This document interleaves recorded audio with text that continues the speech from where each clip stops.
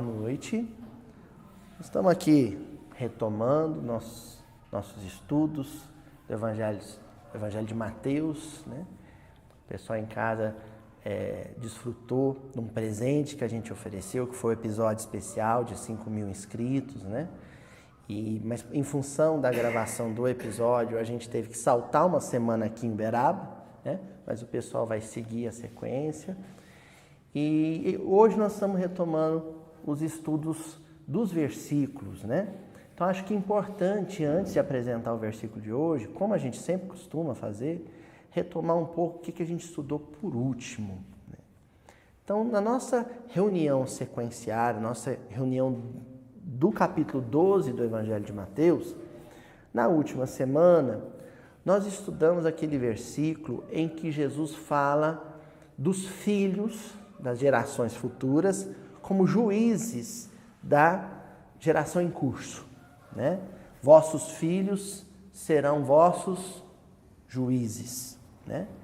E aí nós tomamos essa fala de Jesus, ele está alertando aquela geração dura, né, cheia de preconceitos, com uma série de equívocos morais cristalizados no temperamento, né? E está chamando a atenção, dizendo, olha, vocês vão ser superados. A geração que virá vai superar vocês. Vai dar um passo adiante. Parece que Jesus está dizendo uma coisa ruim, uma notícia ruim para eles. Tipo, vocês vão ficar para trás, vão comer poeira. Mas não, é uma boa nova. Porque o evangelho quer dizer boa nova, uma boa notícia. É Jesus dizendo, apesar do endurecimento de vocês, apesar da preguiça moral de vocês, da má vontade de vocês, a terra como coletividade continuará avançando. Ninguém detém o progresso humano, apesar da má vontade de vocês. Porque a turma que virá vai dar um passo à frente.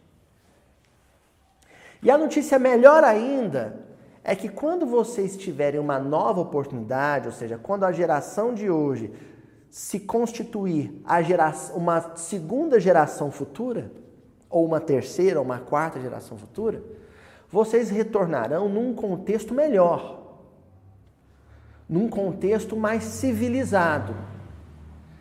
E aí o contexto, o meio, vai ser uma sugestão constante de novo comportamento, de um padrão de comportamento também aprimorado. Ah, mas será, Luiz, houve esse progresso? Evidente que sim. Existem princípios de civilidade que nós cultuamos hoje e que já se tornaram hábitos nossos, que eram inimagináveis. Lei que criminaliza violência contra a mulher. Tentem imaginar isso no Brasil colonial, impensado. Leis que criminalizam o racismo. Pensem isso, né, no século XIX, nem precisa ir muito longe, quando o Brasil ainda era escravista, né? Tinha uma sociedade escravagista, aliás. Então há um progresso. As gerações de hoje, por exemplo, elas não concebem isso. Já surge aí indícios de que é uma geração mais educada na sua dieta, né? Uma geração que tem mais disciplina no comer. Uma geração mais preocupada com a arte. É uma geração de artistas, né? Porque o século XXI, o terceiro milênio, é o século da arte. Sabiam disso? Né? Se os últimos séculos, se o último milênio for o milênio da ciência, né? Porque é aquele milênio onde no meio dele, no apogeu dele, houve o advento da sociedade moderna e com ela a ciência que conhecemos. O próximo milênio é o milênio que vai convidar o homem a desenvolver suas potências no campo da arte. E isso porque ele será igualmente convidado a desenvolver suas potências no campo do sentimento, da intuição. Entendeu? Então, surge uma geração nova aí. O alerta que Jesus deu para os fariseus no século I, vale para o homem moderno do século XXI. Ó, tem uma geração nova vindo aí. Uma geração que quer um mundo diferente. Não um mundo perfeito, que isso ainda está longe do nosso alcance. Mas um mundo melhorado, aprimorado, diferente. Tá bom? Bom, esse panorama novo que vai aos poucos ser descortinado, né? Então é algo a ser revelado ou desvelado, né? A pontinha do véu começou a ser levantada, esse mundo novo ele vai se apresentando aos pouquinhos, não é de supetão. É um mundo onde vai prevalecer as forças do bem sobre as forças do mal. As forças do mal ainda existirão, mas o bem começa a subjugar o mal. O jogo começa a virar. O nome disso que está em ascensão e que nós vamos explorar hoje é o reino de Deus.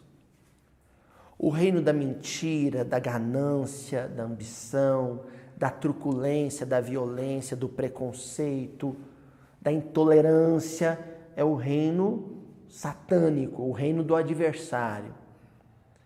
O reino da verdade, o reino da luz, do bem, da misericórdia, da compaixão, da prosperidade, da sustentabilidade, é o reino de Deus.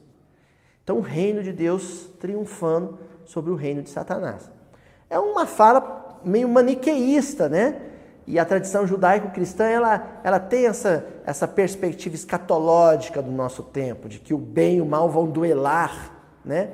Num fight, tipo daqueles desenhos japoneses antigamente, lembra? Que no final o monstro ficava um monstro gigante, mas a turma do bem tinha um robô que lutava com ele e sempre, né? Lógico, sempre vencia. Isso é escatologia, é a luta final do bem contra o mal.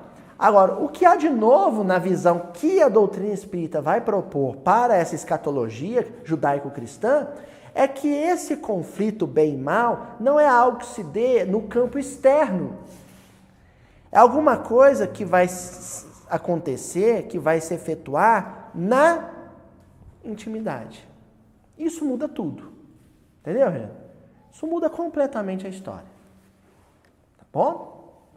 Luiz, por que você fez esse preâmbulo? Reino de Deus, o reino de Satanás. Satanás não como uma entidade eternamente má, mas como uma simbologia daquilo que há de pior no nosso temperamento. É aquilo que trabalha contra o nosso progresso. É o nosso adversário, né? Satã quer dizer ou adversário, ou inimigo. Quem é o meu inimigo? Eu mesmo. Ou aquilo de ruim que ainda teima dentro de mim. Tá bom? Bem, no versículo de hoje, né, o versículo 28 do capítulo 12 do Evangelho de Mateus, Jesus continua dizendo assim: se, porém, eu expulso os daimones pelo Espírito de Deus, chegou até vós o reino de Deus. Assim, desconstruindo a oração, o versículo, desconstruindo, a gente entende diretamente o discurso de Jesus da seguinte maneira: o mundo está melhorando. Olha, Jesus há 2000 anos atrás dizia, afirmava, o mundo está melhorando. E eu sei que está melhorando porque quando eu falo do bem, vocês, ou pelo menos alguns de vocês, já dão combate aos daimones, aos demônios internos, íntimos, que são aqueles 7 demoninhos, na verdade 8, né?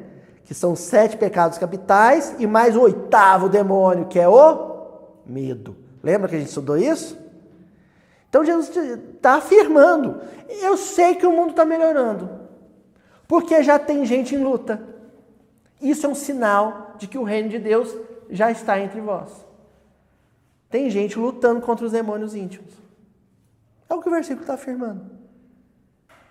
Agora, tem uma expressão nesse versículo, nós vamos ler mais uma vez, se porém eu expulso os daimones pelo Espírito de Deus, se eu consigo ajudá-los a botar para correr esses defeitos internos, ou pelo menos fazer vocês darem combate a eles, chegou até vós o reino de Deus. Nós vamos sublinhar reino de Deus. Aloísio, não faz muito tempo, as reuniões aqui já eram filmadas, se estudou o reino de Deus. Nós já estudamos aqui reino dos céus, já estudamos o reino de Deus umas 2 vezes. Reino de Deus de novo? Bom, recentemente eu dei uma dica aqui, que é a seguinte. Quando uma expressão ou uma palavra é recorrente no texto bíblico, das duas uma. Ou a gente analisa uma vez e ignora as demais, porque senão a gente não vai sair do lugar, vai ficar amassando barro. Ou a gente desconfia de que essa repetição do termo é, na verdade, a autoria espiritual grifando, pondo em negrito o termo e dizendo, isso aqui é expressão a ser estudada inúmeras vezes, porque a cada oportunidade de estudo aproveitada, você vai tirar uma camada de entendimento sobre aquele conceito. Então, quando nós começamos a preparar esse estudo juntos, né? Eu, o Arthur Valadares, o Paulo André no Rio, o Rogério em São Paulo, a Ilha, Candice, né? O Altino, a turma lá do Sheila, Eleonora, a turma lá do Evangelho, né? Que a gente chamava de Evangelho Rede Viva, agora o grupo do Mildinho, né? Que a gente pesquisa junto, Felipe Mascarenhas. Né? Quando a gente estava quebrando a cabeça, a minha amiga Candice Guinter, ela falou assim, Luiz, eu tenho um comentário para fazer sobre o reino de Deus, que eu já tinha falado para ele, gente, eu acho que dá para tirar mais um caldo desse reino de Deus. Dá para passar a cana na moenda mais uma vez, Fadel. Dá para sair uma garapinha daí. A Candice falou, olha, eu posso dar uma dica? Eu falei, manda ver, Candice. Aí ela disse assim, tem uma coisa que me preocupa na maneira como os religiosos, e aí ela pôs o movimento espírita no meio, entende reino de Deus. Bom, alguns religiosos tentam circunscrever reino de Deus dentro de uma perspectiva espacial. O reino de Deus não estaria em nenhum lugar do mundo, porque Jesus afirmou que a felicidade não é desse mundo. Então você não vai achar ele na Ásia, nem na Antártida, nem na África e nem na América. Mas ele está nas esferas elevadas. Muitos espíritas participam desse entendimento. Adotam esse entendimento de que reino de Deus é um lugar nas altas esferas para onde vão os espíritos muito evoluídos. Inclusive é nessa esfera que está Jesus, aguardando aqueles que, rojão, sobe direto. Como se existisse uma espécie de elevador panorâmico, sabe, Adriano? Você toma ele, aí o sujeito fala assim, que andar, Senhor? Como você evoluiu muito, você fala assim, 19º. E aí ele sobe, lá no reino de Deus. Aí ele ainda pergunta, o reino de Deus? É lá mesmo. Fazer isso, quando você entende que reino de Deus é um lugar de luz, uma esfera de luz, onde habitam os espíritos angelicais e Jesus num trono, lá no comando, você está situando o reino de Deus espacialmente. Mas tem muita gente que tem esse entendimento. Reino de Deus é uma esfera, uma colônia muito melhor que o nosso lar. É o reino de Deus. Não. Não é possível circunscrever, situar, localizar o reino de Deus no espaço. O reino de Deus não é um lugar, não é uma localidade, ou no plano físico, e muito menos no plano espiritual, muito menos na chamada erraticidade, nas expressões intangíveis ou etéricas do espaço. Não é isso, tá? Não dá para escrever lá no Waze, Reino de Deus, viu, seu Adão? E aí você entra num carro flutuante, põe no Waze, Reino de Deus, e ele te leva. Vire à esquerda, na Alameda Bezerra de Menezes. Ao entrar na Avenida Eurípides Barçanufo, mantenha o fluxo. Né? Não tem jeito, não, né? A rua direita? Não sei, Euridice. Rua direita? Não estou lembrado. Não, acho que não. Acho que é uma localidade de Jerusalém só. Mas cada dia eu penso sobre ela. Mas não é possível fazer isso, sabe? Não tem uma localidade, não tem um lugar para o reino de Deus. Então, não existe, Tonzinho. Essa visão em que as pessoas às vezes localizam, né, o reino de Deus em algum ponto do universo, é uma visão ingênua. Isso é ingenuidade, inocência espiritual. Esse espírito precisa amadurecer essa concepção. Mas existe um outro entendimento, igualmente ingênuo, igualmente inocente, que reflete infantilidade na maneira de enxergar a questão. Que é quando você situa o reino de Deus temporalmente, no tempo. O reino de Deus é um quando. Não é um onde, é um quando. Reino de Deus, aí o pessoal pega a linha de tempo, né? Uma linha de tempo evolutiva, distorce o que Allan Kardec falou sobre a classificação dos mundos, reinos primitivos, prova e expiação, né? De regeneração e ditosos ou felizes, né? Eles imaginam que existe uma linha de condução da evolução e que no final dessa linha temporal, lá está o reino de Deus. No ano 4557, né? No dia 31 de dezembro de 4557, 37 ou 57? 37? Então, pois é porque acho que os espíritos me corrigiram. Então, no ano 4000, duro que vai ter gente que vai acreditar que eu escutei espírito, gente. Deus que me livre se eu ouvir espírito. Morro de medo disso. Né? Então, lá no ano 4500 não sei quantos, no dia 31 de dezembro, o dia 1º de janeiro, Deus vai dar um estalar de dedos e pronto. Estará um dia, quiçá, estabelecido o reino de Deus. É uma era, um período. Reino de Deus é lá na frente. É um ano, é um mês, é um dia, é uma hora futura. Adiantada no tempo, no futuro. Isso é uma visão ingênua. O reino de Deus não é um momento futuro da evolução terrestre. Não é. Ah, mas Luiz, e o negócio dos mundos felizes? Não tem nada a ver com o reino de Deus. Quer dizer, tem tudo a ver com o reino de Deus e nada a ver com o reino de Deus. A gente vê nas crianças, na tenridade, o reino de Deus implantado, naquela ingenuidade, por isso que caracteriza. Vinde a mim, as criancinhas, né? O reino de Deus pertence a elas ou a todos aqueles que se assemelham a elas. Então vamos lá? O que é o reino de Deus?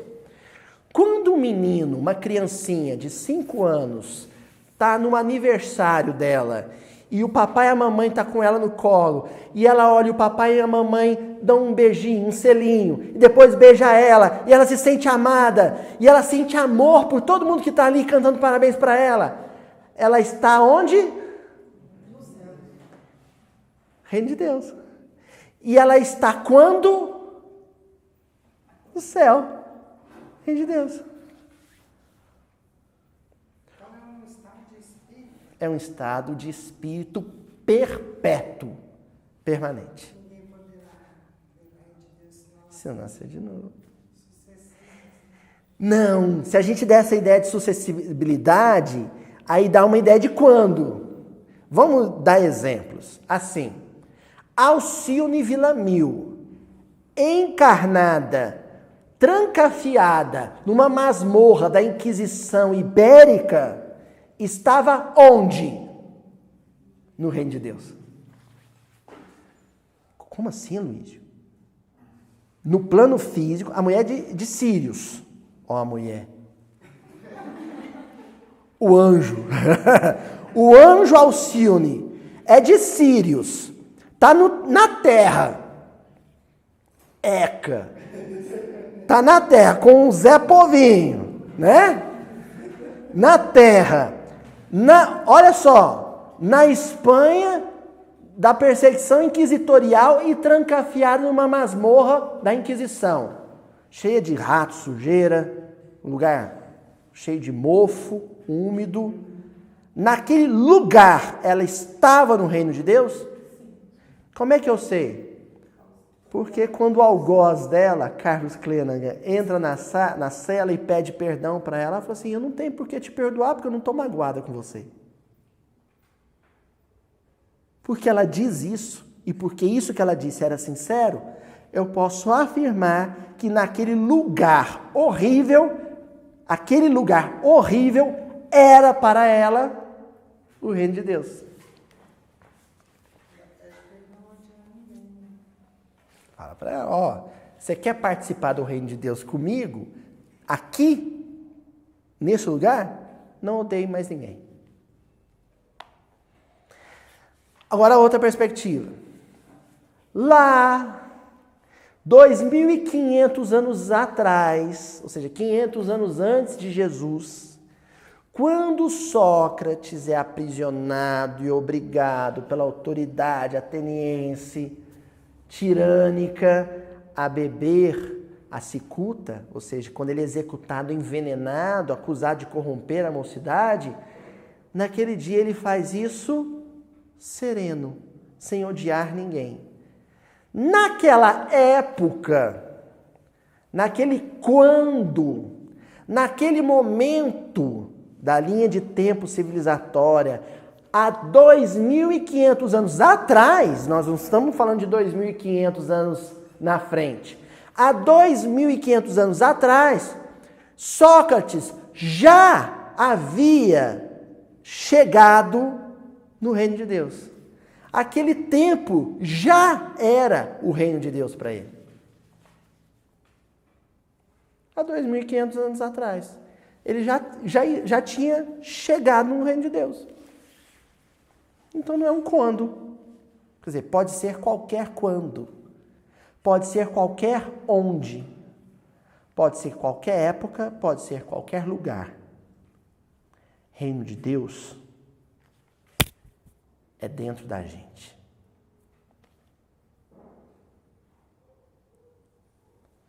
A gente tem uma mania assim, quando eu aposentar, aí a gente faz as contas, o povo fica bravo, né? Reforma da Previdência, faz as contas. Quando eu aposentar, eu vou ter paz, vou ter sossego. Aí o sujeito aposenta, e a mulher enxuxa serviço nele. Aí vai cortar a grama, sabe? Aí enche ele de serviço. Aí fala assim, eu era feliz, né? E não sabia. Lá na firma eu dava uma enroladinha no ar-condicionado. Agora estou aqui camelando. Ele não sabia, né? Porque ele tinha uma ideia de que reino de Deus para ele era um quando, aposentado, onde? Em casa. Mal sabia ele que ele já podia estar tranquilo, sereno, em paz, trabalhando e na firma. O reino de Deus é uma coisa tão ampla e tão livre que ele não permite compartimentos. Ele não permite que você encarcere ele dentro de limites espaciais e temporais. Porque o universo, Tonzinho, ele é infinito, ou seja, ele é infindo, ele não tem fim, tanto para o macro quanto para o micro. tanto para fora quanto para dentro. O universo é o transcendente, mas ele também é o imanente. O universo ao meu redor, né? Tem 2 discos da cantora Marisa Monte que eu acho os títulos ótimos e que definem isso, né? Tem um que se chama O Universo ao Meu Redor. O Universo ao Meu Redor. O outro disco em seguida que ela lançou chamava O Infinito Particular. É isso que define o reino de Deus. O reino de Deus pode ser o universo ao meu redor, mas também pode ser o infinito particular. Feliz ela foi nesses nomes, né, de disco. Né? Genial, né? Genial. Olha só, para fora é o infinito para fora e é o infinito para dentro. É o reino de Deus. Bom, não é um conceito fácil de explorar, mas o que a Candice me propôs, aqui para a gente poder, né, firmar aqui num roteiro de análise, o que a Candice se propôs foi o seguinte: ela falou para mim, as pessoas têm que entender que o reino de Deus não é uma coisa que está além de nós. É uma coisa que pode ser realizada, se eu quiser, se eu fizer o uso da maior potência da alma, que é a vontade, hoje e aqui, agora e aqui. Encarnados. O reino de Deus pode ser eu no engarrafamento na Marginal, às 6 horas da tarde. Pode ser o reino de Deus. Se dentro do carro, na Marginal, engarrafado às 6 horas da tarde e com vontade de fazer xixi, eu estiver plácido. Hoje precisa. Deu uma derrapada.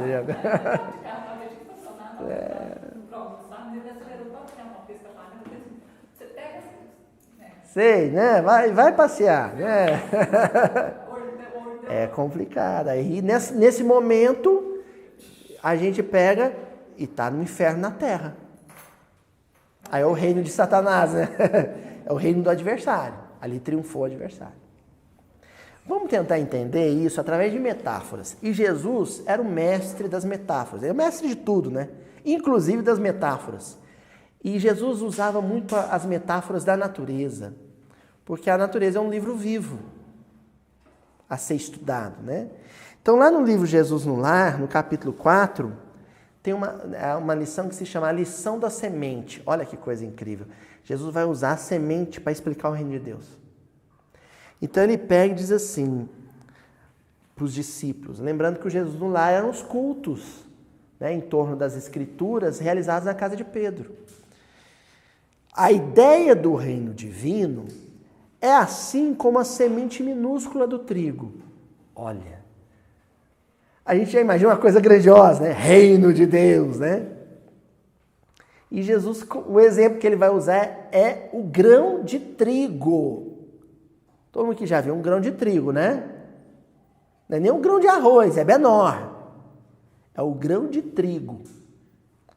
O reino de Deus é um grão de trigo. Oi? O reino de Deus é um grão de trigo. Vou entender esse Jesus aqui, que ele está falando. Quase imperceptível é lançada à terra, suportando-lhe o peso e os detritos. Mas se germina, a pressão e as impurezas do solo não lhe paralisam a marcha. Olha aqui. O reino de Deus é um grão de trigo lançado à terra. O que é a terra? Meu mundo íntimo, meu coração, minha intimidade. O reino de Deus é uma ideia lançada na minha intimidade. O reino de Deus é uma ideia tão sutil, tão delicada, que ela entra dentro de mim sem eu perceber. Porque é silenciosa também. O reino de Deus é uma ideia silenciosa e que se movimenta de forma imperceptível e quando eu percebo, já está dentro de mim. Lá, minúsculo. Só precisa de meio para germinar, para começar o processo de expansão. Então, um processo de expansão que começa de dentro para fora. Então, ele entra dentro de mim, pequeno, é germen, é semente. Aí, lá dentro, ele eclode. E começa uma expansão. E aí, ele expande tanto dentro de mim, Adelmo, que ele começa a transbordar pelos poros, pelos orifícios todos da minha cabeça. Então, o reino de Deus começa a transbordar pela minha boca em forma de palavra, pelos meus olhos em forma de olhar, pelos meus ouvidos em forma de ouvir, pelas minhas mãos em forma de abraço, de afago, pelos meus pés em forma de movimento, pelo meu corpo em forma de sacrifício, em forma de renúncia. Ele começa, né? É a luz que eu não dou conta de conter e eu começo a exteriorizar. Começa assim, Jesus dizendo. Só que tem um detalhe, né? Como toda semente, ela começa esse processo de expansão, mas dentro do solo, no interior do solo, na furna, mas para poder se exteriorizar, ela tem que vencer detritos. Aí eu sublinhei aqui, né? O peso dos detritos, do entulho. Quais são os detritos? Mágoas, preconceitos, animosidades, receios, medos, traumas, frustrações, rancores, caprichos, impulsos negativos. Tudo isso está soterrando o reino de Deus e ele tem que vencer isso tudo. Que exemplo que Jesus está dando, né? Por isso que demora. Por isso que uma vida só não basta. Precisa de tempo. Atravessa o chão escuro e, embora dele retire em grande parte o próprio alimento, o seu impulso de procurar a luz de cima é dominante. Que coisa genial que Jesus está dizendo aqui. Esse detrito é o que fortalece o reino de Deus. Ora, tudo aquilo que eu posso ser e que eu quero ser e que eu serei é tributário de tudo aquilo que eu ainda sou e que eu já fui. O homem do futuro se nutre das experiências do homem do presente e do homem do passado. É óbvio. Não se anula, se educa, que é diferente. Eu não vou deixar de ser quem eu sou e quem eu fui. Eu vou continuar sendo eu, só que um eu aprimorado, aperfeiçoado, educado, disciplinado. Mas está tudo lá. Ora, o Emmanuel, quando sentava para escrever um livro para ditar pelo Chico, quem estava escrevendo era o Públio Lentulus também. Porque aquela bagagem intelectual, filosófica, administrativa, é uma bagagem de Públio Lentulus. Só que é um Públio Lentulus associado ao Nestório. Irmanado ao padre Damiano, né? E enriquecido pelo Manuel da Nóbrega. Mas é Públio Lentulus também. Por isso que Jesus diz, não, atravessa o chão escuro, embora dele retire a grande parte do próprio alimento.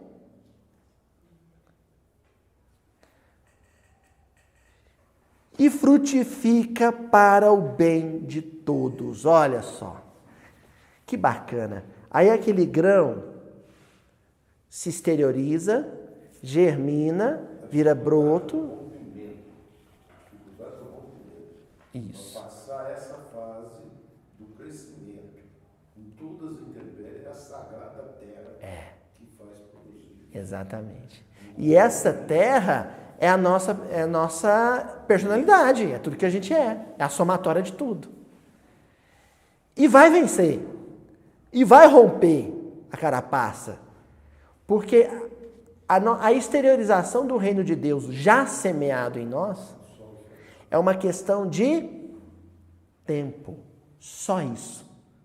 É uma questão de tempo. Todas as vezes que eu estiver do lado de uma pessoa intragável, impossível, insuportável, vamos repetir um mantra, gente. Sabe mantra? Vamos repetir assim. Põe o repeat, né? Vai ficar repetindo nas cabeças assim, dona Cíntia, é questão de tempo, é questão de tempo, ele vai ser melhor, é questão de tempo. É claro que tem hora que a raiva é muito... É questão de tempo, é questão de tempo, é só questão de tempo. Né? Você só segura a onda e continua repetindo, é questão de tempo. Vai ter hora que vai ser, é questão de tempo, mas tem hora que vai ser... É questão de tempo, é questão de tempo. É assim? Isso vale também para nós. Aquele dia que a gente estiver muito deprimido, muito melancólico, porque fez uma burrada, fez uma besteira danada. Eu vou ser melhor, eu vou superar esse vício, é uma questão de tempo. Tudo passa. Há várias frases para a mesma ideia. De que a semente leva um tempo, aí sim, aí entra a ideia de tempo, para poder romper as toneladas de vícios e preconceitos que nós ainda temos. Não é assim? O aprendiz que sentiu a felicidade do avivamento interior, qual ocorre a semente de trigo, observa que longas raízes o prendem a inibições terrestres. Olha só, ele já está frutificando. Se ele está frutificando, o que vem dentro da fruta? Semente. É que a gente come as frutas, mas a ideia da fruta na natureza é outra. É que ela caindo ou sendo comida por pássaros, ela seja o veículo, o meio, para que o que se espalhe? Sementes.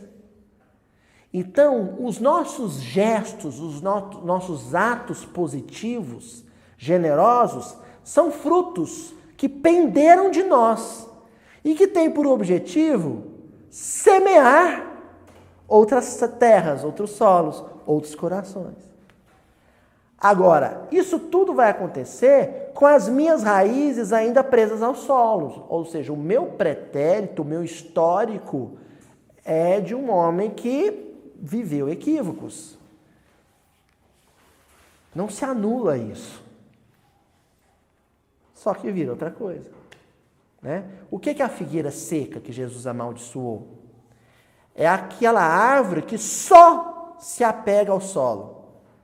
Ela não é capaz de também frutificar, dar frutos, figos, semear os outros.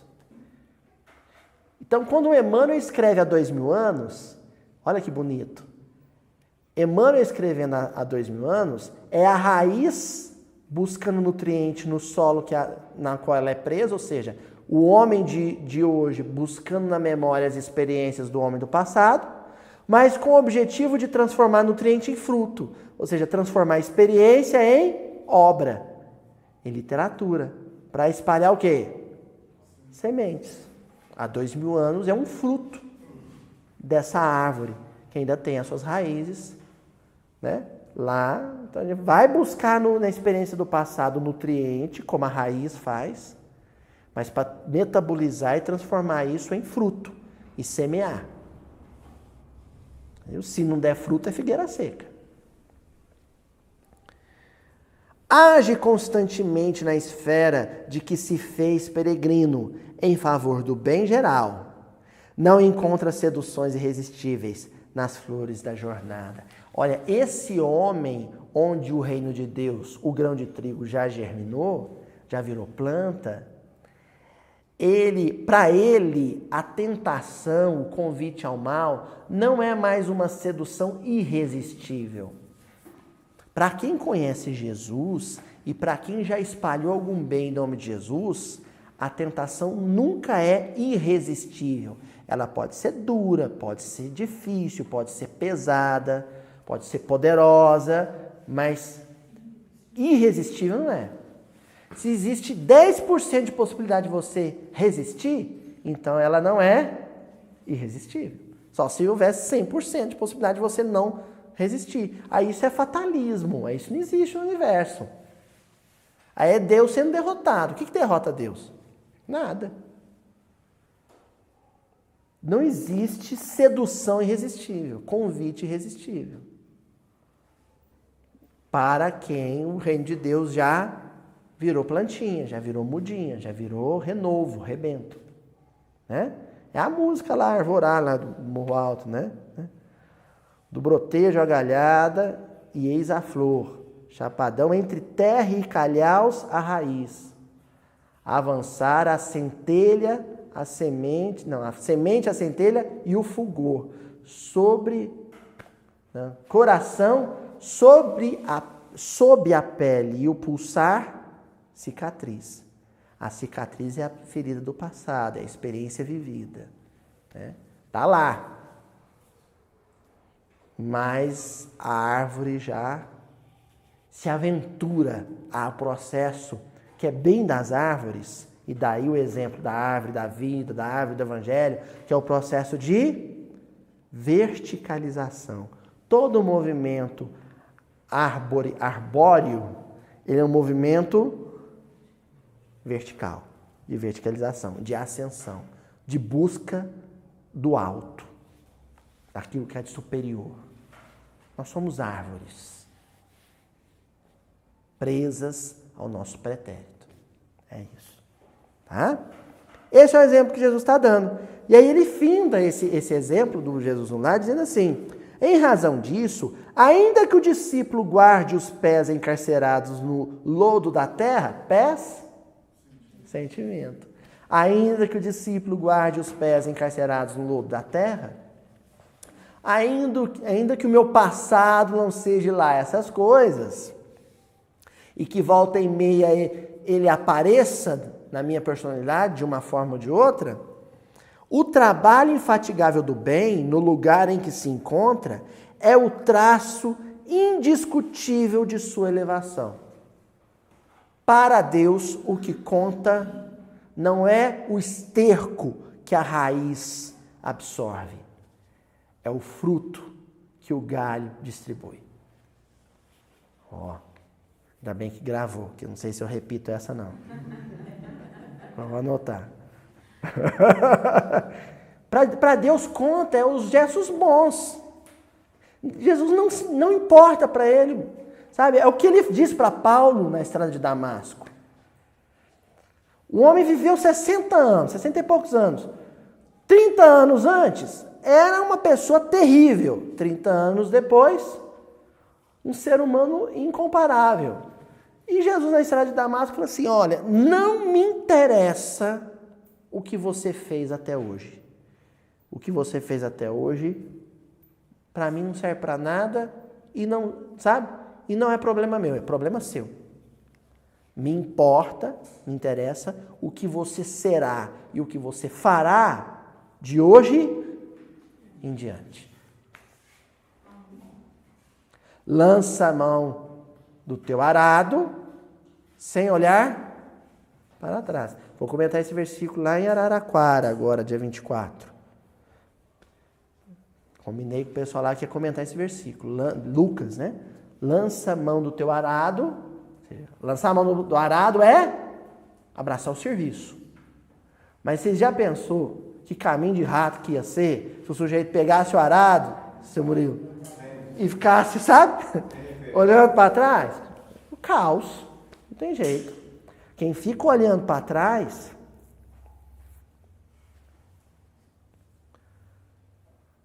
o que importa agora é que o que eu fizer doravante vai ser rastro, vai ser pegada.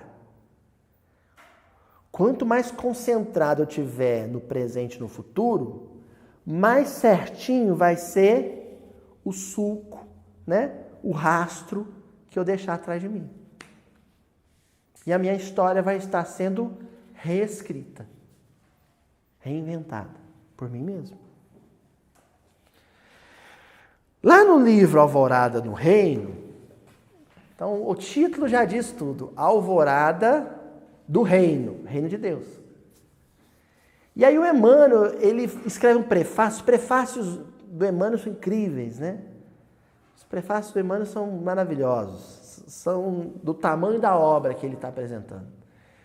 E aí ele vai trabalhar com a metáfora da alvorada, da aurora, né, do alvorecer, para também explicar o reino de Deus.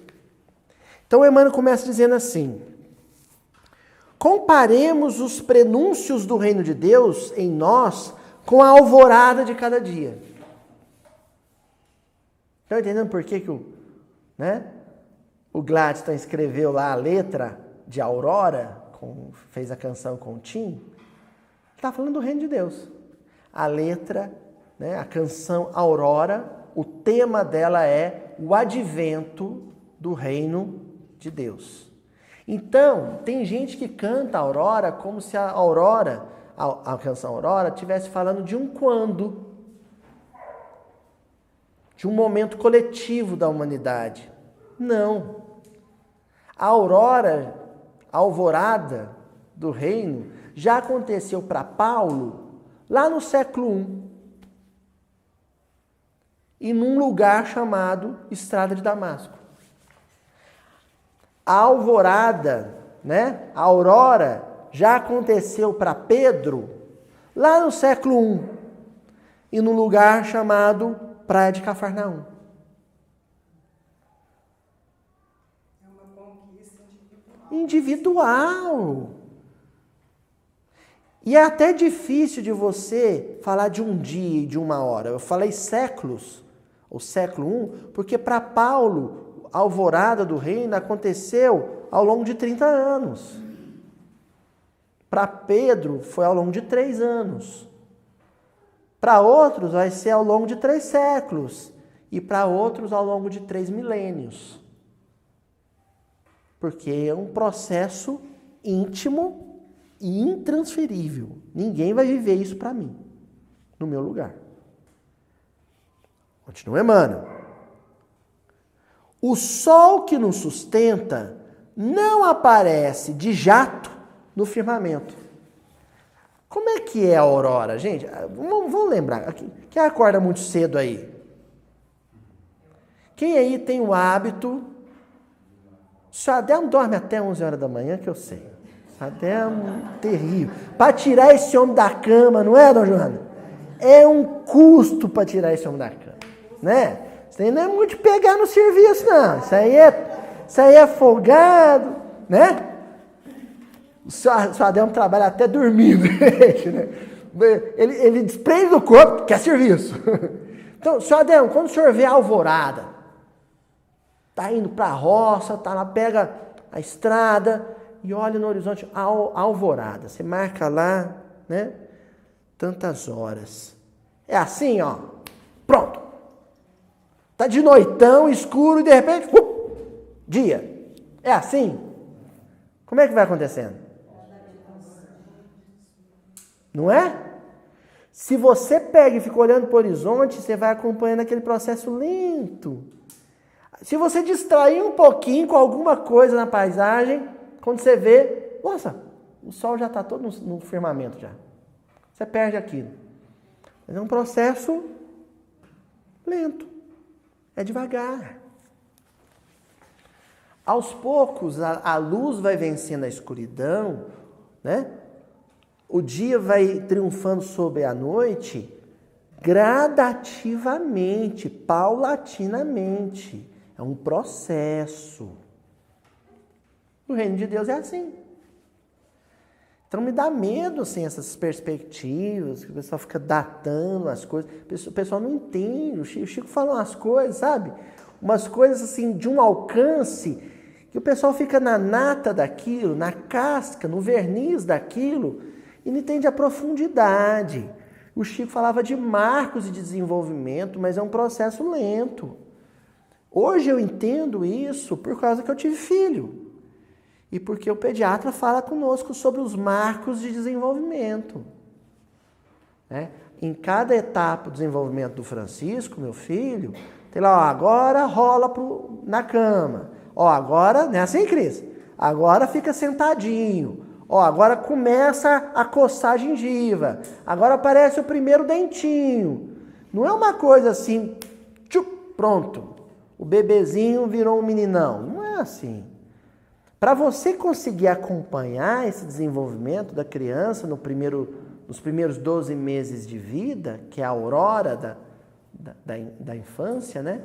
Você tem que fazer uma coisa chamada prestar atenção.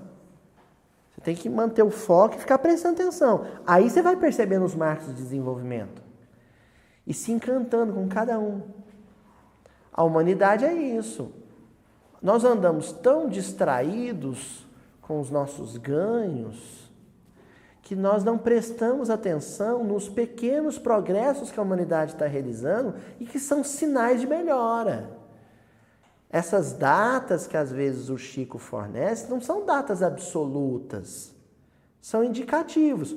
O médico fala, olha, por volta do 6º mês o bebezinho vai estar girando na cama.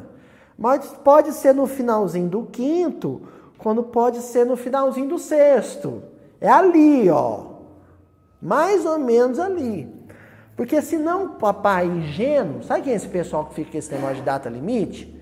É o papai ingênuo que escutou isso do pediatra e no dia 23 de janeiro, quando o menino completa 6 meses, ele pôs o menino na frente dele e ficou olhando e falou assim, agora ele vai rodar. É agora, é agora. Ó, 11h59 do dia 22. Meia-noite, roda. E o menino roda. Ficou um bando de gente esperando que em 2019, no dia tal de julho, é agora. Regeneração, ó, humanidade, agora. E no outro dia puseram fogo na floresta. Opa, ou o Chico errou, ou eu não entendi o que o Chico estava dizendo. O Chico é um pediatra.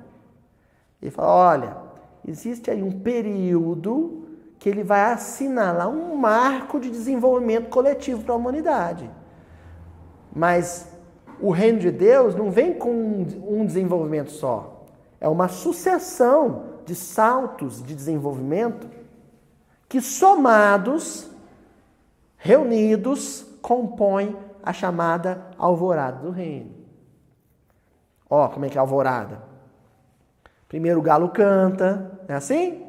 Depois começa os pardalzinhos a voar, depois começa o orvalho nas plantas, aí começa as estrelas a desaparecer, aí começa o sol aparecer no horizonte, assim. Esses sinais vão indicando que a luz está vencendo a escuridão. A gente tem que prestar atenção. Tem que observar. Na correria não deixa a gente perceber isso. Né? E nem o sensacionalismo dos jornais. Porque notícia boa, gente, não paga o anunciante. Quer dizer, né, não atrai anunciante. Ninguém fica esperando até o final do Jornal Nacional para ver uma notícia de uma menina que fez uma campanha para comprar uma cadeira de roda para um paralítico. Ninguém fica esperando para isso. Mas se fala que no final da edição vai mostrar o momento exato que o bandido levou um tiro, poxa vida, ninguém arreda do sofá. Com essa visão negativa de tudo, a gente, sabe, a alvorada do reino vai passar imperceptível aos nossos olhos, porque a gente só tem olhos para a escuridão, o sol nascendo lá no horizonte e eu fixado nas sombras. Focado nas sombras.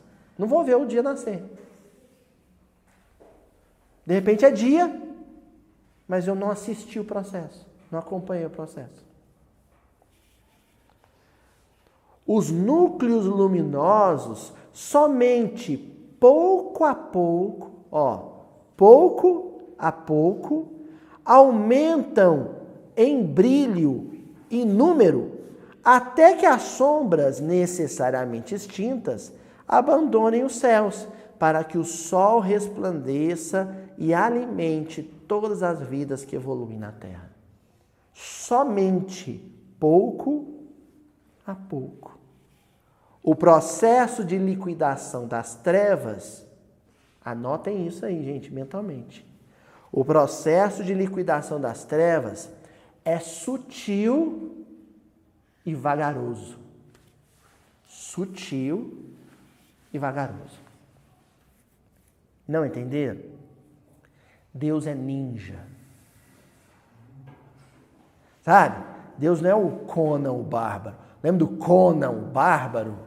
Tinha um quadrinho, né? Um HQ. Depois o Schwarzenegger filmou. O Conan o Bárbaro tinha uma espada enorme. Aprontava uma berreira, uma gritaria. Ah! Sabe? Para cortar o inimigo. Ah! Deus é um samurai. Sabe? Ele saca a espada, ninguém percebe. Esfere o golpe. Quando você vê, já era. Porque ele é sutil, gradativo, mas ele é preciso. Deus é um perito. Deus é um perito. Você tem que ficar esperto. Olha lá, ó. Tem uma menina de 16 anos que ao invés de matar a aula para tocar campainha na vizinhança e sair correndo, ela vai para a porta do parlamento para pedir medidas quanto ao aquecimento global. Ó, reino de Deus. O reino de Deus está chegando no coração das pessoas, porque essa menina não está sozinha, tem um monte de criança sensibilizada com isso, né? A Greta Thunberg lá, a menina sueca. Ó, tem um menino africano que lá ele projetou, construiu um moinho de vento para gerar água, sabe, energia, qualidade de vida para a aldeia dele. Ó, sim, podia estar aprontando, parou para prestar atenção na necessidade da comunidade. O reino de Deus está chegando.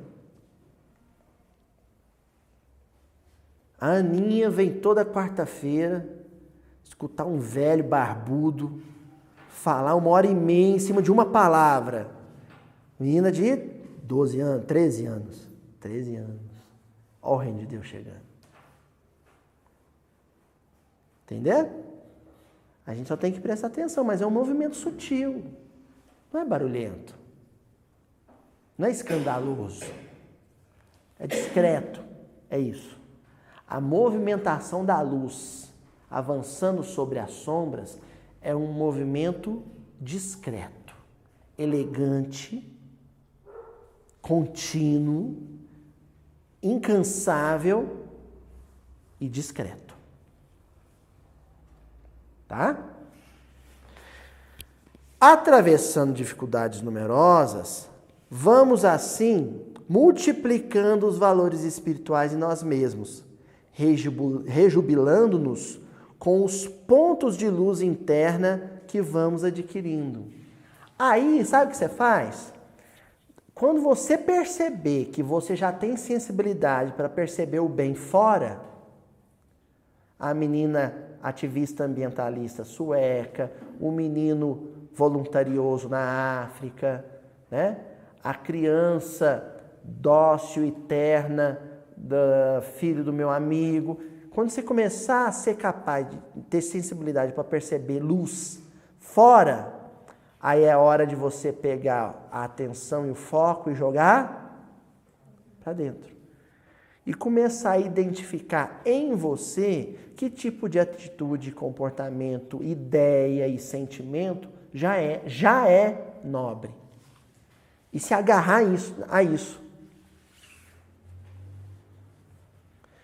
Nós não evoluímos tanto quanto deveríamos, ou tanto quanto Jesus espera de nós, porque nós estamos mais tristes com nossas quedas do que entusiasmados com nossas boas ações. Entendeu? Tem que virar o foco. É lógico que você vai ter arrependimento, é lógico que você vai ficar chateado quando errar, mas não é o foco. O foco é aquilo que eu já realizo de melhor. Porque aquilo vai me absorver de tal maneira que eu não vou ter tempo nem disposição para errar.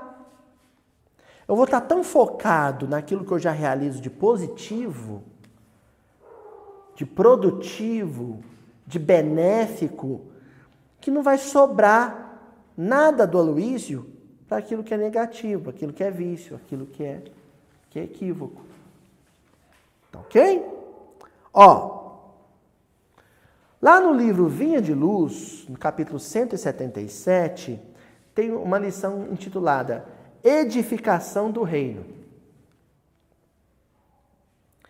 Edificar um prédio é quase que o processo do trigo, né? Aquele grão de trigo, e aí, num movimento ascensional e gradativo, a semente vai virando árvore, ou vai virando planta. Uma casa é o mesmo processo. Sobre um determinado terreno, você vai erguendo paredes e telhado, e aquilo vai também tendo um movimento ascensional. Por isso que se usa tanto o exemplo da árvore, o exemplo da casa, por causa do movimento, né, como diria o Didi Mocó, para riba, né? O movimento para cima, para o alto. E aí Emmanuel vai comentar, Lucas, capítulo 17, versículo 21, o reino de Deus está no meio de vós. Se você tem um olhar ipsis literi, né? Se você tem um olhar literal, se você tem um olhar quadrado do versículo, você vai no meio de nós, será que o reino de Deus é uma pessoa, então? Né?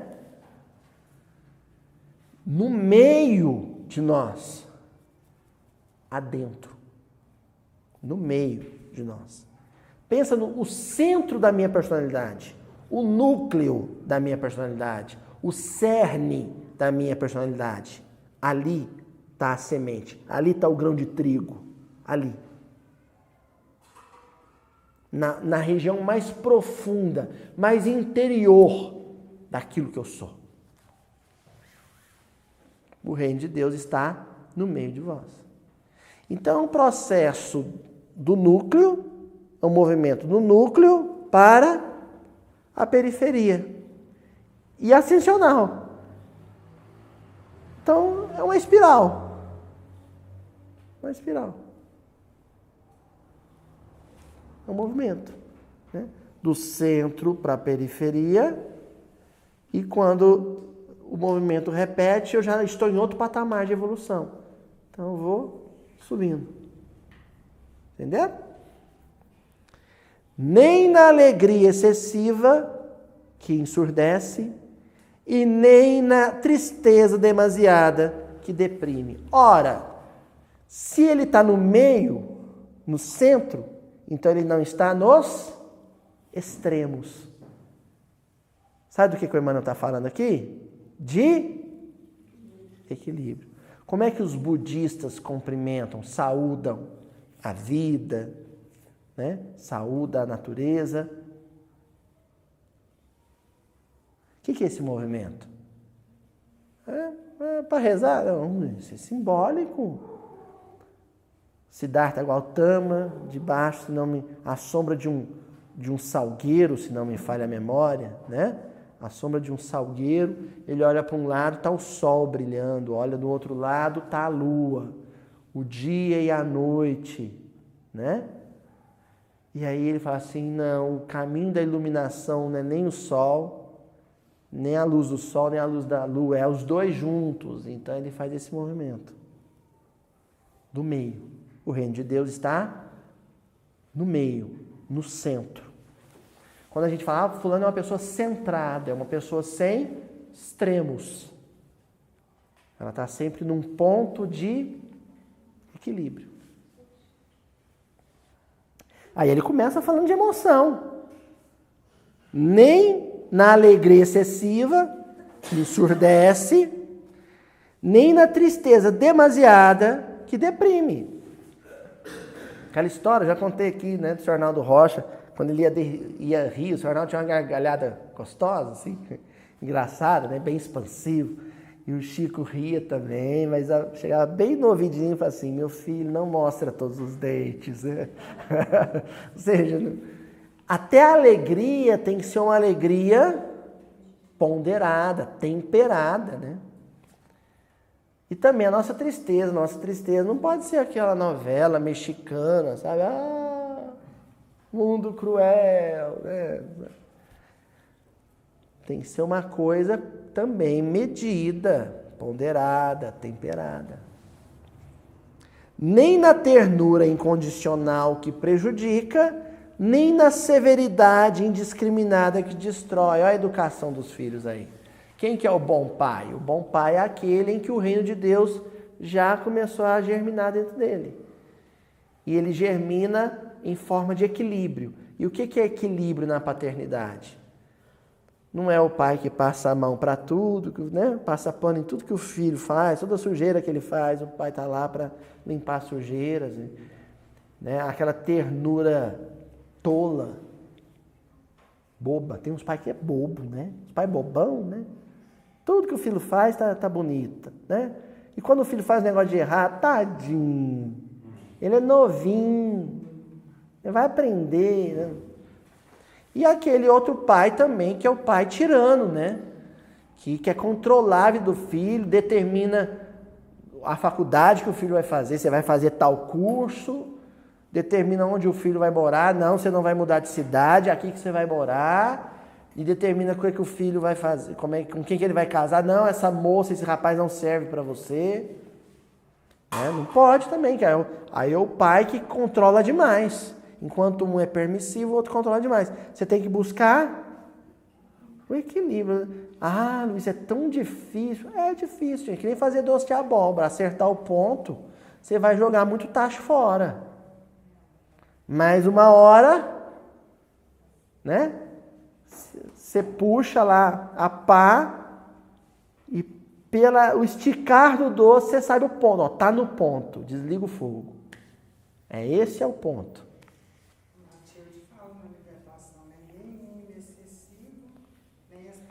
Tem aspereza absoluta. É isso mesmo, O reino divino não será concretizado na terra através de atitudes extremistas. Tomar cuidado com os nossos extremismos. Tudo aquilo que é extremo, que é exagerado, que é demasiado, não é saudável.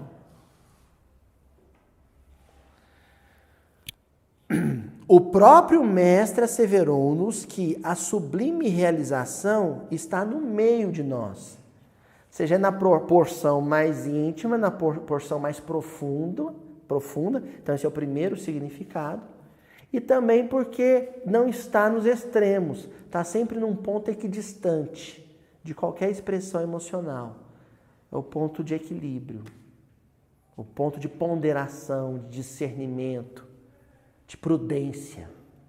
É ali que está o reino de Deus. Se eu já vivo assim, de forma tão ordenada, harmoniosa, ponderada, eu já estou no reino de Deus.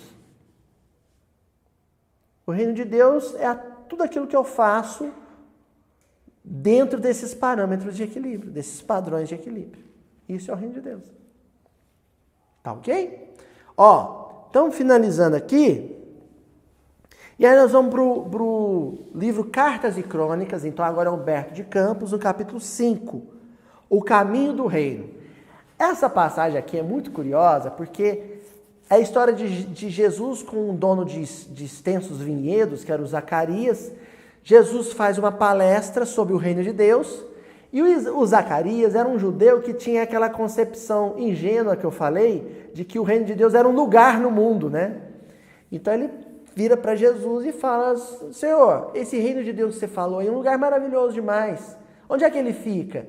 Jesus dá um sorriso e quando Jesus vai dizer: olha, o caminho, a rota, a estrada para chegar no reino de Deus E aí a multidão vem, agarra Jesus e leva Jesus, né? E ele não escuta Jesus dizer. Aquele negócio, né, que a gente está falando com a esposa no celular e não dá sinal. Aí você fica: alô? Não, tô ouvindo. Tu. Eu e a Juju, a gente vivia isso tudo. Então Jesus estava se comunicando com Zacarias, de repente cortou o sinal. Na hora que Jesus ia falar onde ficava o reino de Deus, cortou o sinal.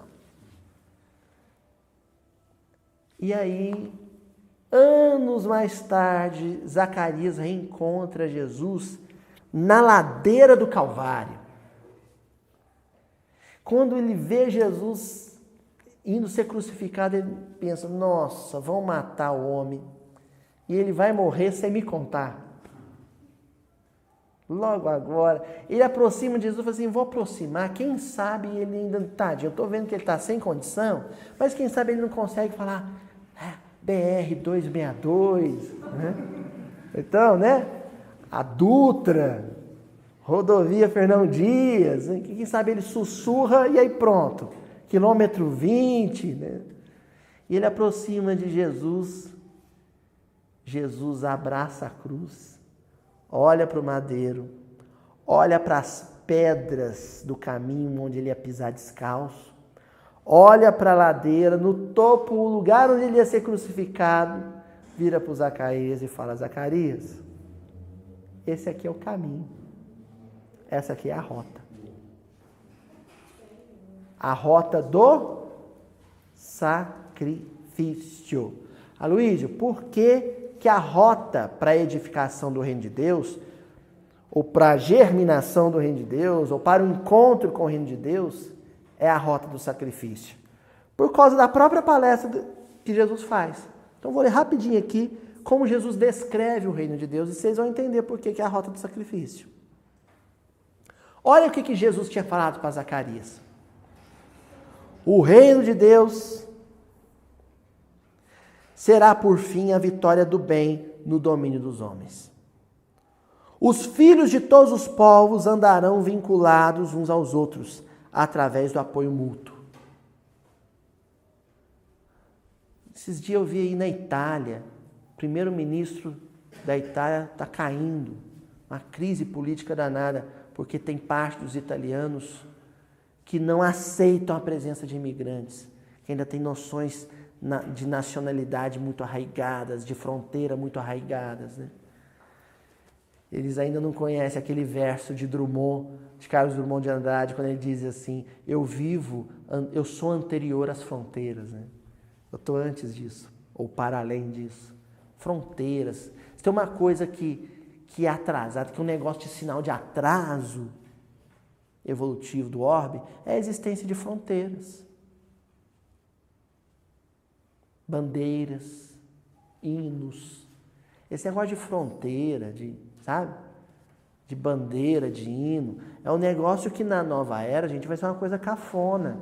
Mas tem espírita bobo que acha que no mundo regenerado, a bandeira do mundo vai ser a bandeira nacional brasileira. O mundo vai ser verde e amarelo porque o Brasil é o coração do mundo e a pátria do evangelho, né? Então, no mundo regenerado, todo mundo vai torcer para a CBF. Tem espírita bobo que acha isso. A bandeira do mundo regenerado é branca. Sabe por quê? Disco de Newton. O disco de Newton é todas as cores, que numa determinada frequência vira que cor? Branca. O branco é todas. É o arco-íris, que é a cor da diversidade. O arco-íris representa a diversidade. Quando as diversidades se fundem num ideal só, o que a gente tem é o disco de Newton. Ninguém se lembrará de exigir o supérfluo e nem se esquecerá de prover os semelhantes do necessário.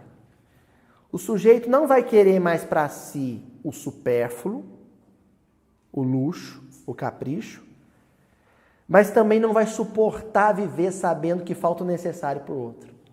Ora, aí todo mundo vai ter o necessário, porque se eu não quero mais o supérfluo, o que para mim seria o supérfluo vai para a mão de quem? De quem não tem, porque o meu supérfluo é o necessário do outro. Não é assim? É, ué. O meu supérfluo é o necessário do outro. Aquilo que me sobra, aquilo que está lá ocupando lugar no meu armário, e aí ao invés de esvaziar o armário, distribuir o que eu tenho, eu junto dinheiro para construir mais um armário, para caber tudo que eu quero guardar. Não é assim? Gente, é uma coisa muito louca morar 2 pessoas numa casa enorme. É uma coisa doida. E morar uma família de 10 filhos, com 10 filhos num barraco de um cômodo. Tem um negócio errado aí, não tem? Sabe o que ainda não chegou? Reino de Deus. Onde? Nos corações. O dia em que na terra uma pessoa que mora sozinha, numa casa com 4 quartos, se tornar algo insuportável, porque ela descobriu que tem uma família de 4 filhos morando em um cômodo, o dia que isso acontecer, chegou o reino de Deus. A seara de um lavrador produzirá o bastante para o lavrador que não conseguiu as oportunidades da sementeira. Como é que é esse negócio?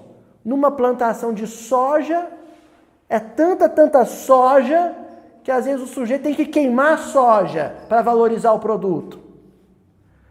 E na roça do outro sujeito, ele estava plantando uns pés de alface para vender na feira, deu lagarta, não vai ter nem alface para vender, e não tem o que fazer, está chorando a alfacezinha que morreu. Como é que é esse negócio? Isso é reino de Deus, não é? Reino de Deus é quando o sujeito fala assim, tem terra demais aqui, eu não preciso disso tudo não. Vem cá, planta aqui também. Planta aqui comigo. Gente, quem está falando isso aqui é Jesus Cristo, viu? Reclama com ele. Não reclama no comentário do YouTube, não. Reclama em prece. Jesus, eu não concordo com o que você falou. A seara, a dor de alguém será repartida qual transitória sombra entre todos, tanto quanto o júbilo de alguém se espalhará. O dia em que eu chorar com quem chora e sorrir com quem ri, o reino de Deus chegou. Mas se alguém chora, eu falo, nossa, que mimimi. E se alguém dá risada, eu falo assim, não, é que bobo alegre. Eu não tenho uma coisa chamada empatia. A alegria do outro, o triunfo do outro, a vitória do outro, não compartilho dela. Gente, o dia que o reino de Deus chegar nos corações, não vai ter mais Copa do Mundo. Entendeu? Por quê? Porque os alemães vão sofrer com o nosso sofrimento e não vão marcar o 7º gol. Se chama empatia. Entendeu? Que falta de caridade que foi aquilo. Já fez, sabe? Já tinha 6-1. 6, né? Acabou, chega. Pra que o 7º? Né? Alguém cabalístico vai dizer, porque é o número de Deus. 7, né? É o número de Deus. Falta de caridade aquilo. Aí, pra gente encerrar, gente, o que acontece? Depois que Jesus descreve o reino de Deus, deteve-se Jesus contemplando a turba que o aplaudia, frenética, minutos depois da sua entrada em Jerusalém para a celebração da Páscoa. Ele faz o discurso do reino de Deus, entra em Jerusalém e o povo, Jesus, Jesus, Jesus. E Jesus pensa, eles estão me aplaudindo porque não entenderam. Se me entendesse, não estava me aplaudindo. Quando a multidão aplaude um discurso, é porque esse discurso ou agradou a multidão, ou a multidão não entendeu o discurso. Aí Jesus falou assim, deixa eu forçar um pouco mais a barra. Quando atingirmos coletivamente o reino dos céus, porque é uma obra individual. Uma hora todo mundo conseguiu realizar a obra individual. Aí se tornou obra coletiva. Ninguém mais nascerá sob qualquer sinal de separação ou discórdia, porque a humanidade se regerá pelas ideias e interesses de um mundo só. Não haverá mais sinal de discórdia e distinção. Não vai ter mais partido político, não vai ter mais farda de time de futebol. A gente não vai falar nem em idiomas diferentes, vai ser um idioma só. Por isso que o Esperanto é um indicativo do futuro. Vai ser uma língua só. Sem fronteiras. No frontiers. Tá certo? E que o reino de Deus chegue para todos nós. Cedo ou tarde. Até a semana que vem, gente. Me ache uma escola que fala, olha, meu filho, se o seu coleguinha estiver sem lanche, dá o seu e fica sem. Que escola que ensina isso? Não é nem dividir, é mais que dividir, Toizinho. É ficar sem para o outro ter.